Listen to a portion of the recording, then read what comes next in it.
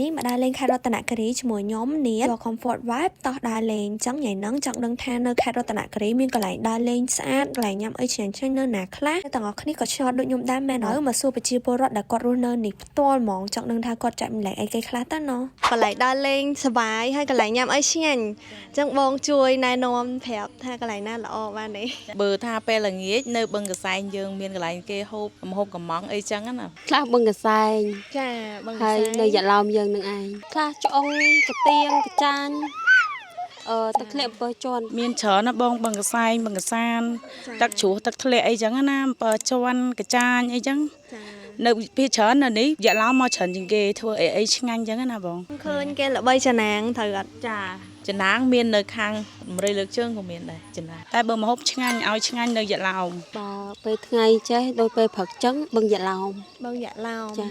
ចង់សួរពូថាពូបានឃើញធនាគារ Wing Bank ទៅបើកថ្មីហ្នឹងឯងពូបាទហ្នឹងហើយវិសាលភាពរបស់ធនាគារ Bank ដែលនៅក្នុងខេត្តរតនគិរីហើយប្រជាពលរដ្ឋយើងបូកទាំងខ្ញុំដែរក៏មានកងធនាគារវិញដែរ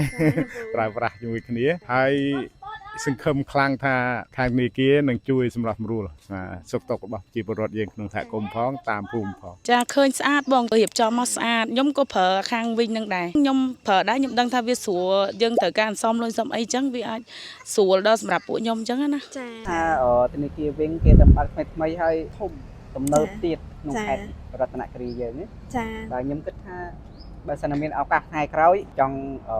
បង្កើតកងធនាគារវិញមួយដើម្បីប្រើប្រាស់ទំនើបមែនតើមានអារម្មណ៍ថាស្អាតហើយលេចធ្លោហ្មងលេចធ្លោ មាន screen មានអីមាន screen ចាំងស្លាយធំទៀត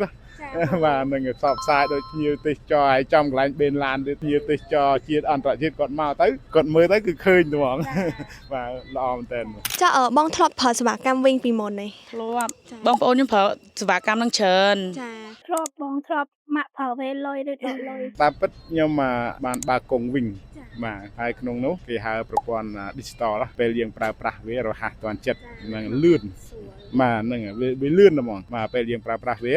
បើសិនជានៅខេត្តអញ្ចឹងបើអត់មានធនាគារវិញឬក៏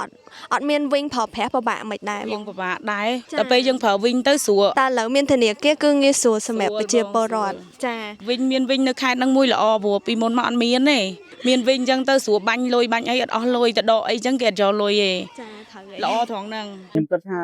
ស្រួលការសម្រួលប្រជាពលរដ្ឋយើងអស់គ្នានិយាយទៅភ្នាក់ងារវិញតាមបណ្ដាភូមិឃុំស្រុកហ្នឹងគឺវាច្រើនយើងវេទៅវាផ្ទេទៅបានលឿនបាទហើយឥឡូវនេះខ្ញុំដោយសារខ្ញុំប្រើយូរដែរអញ្ចឹងឥឡូវគេឲ្យខ្ចីបន្ទាន់បាន$100អរគុណច្រើនពូហ្នឹងហើយអរគុណច្រើនបងអរគុណច្រើនចាអរគុណច្រើនពូ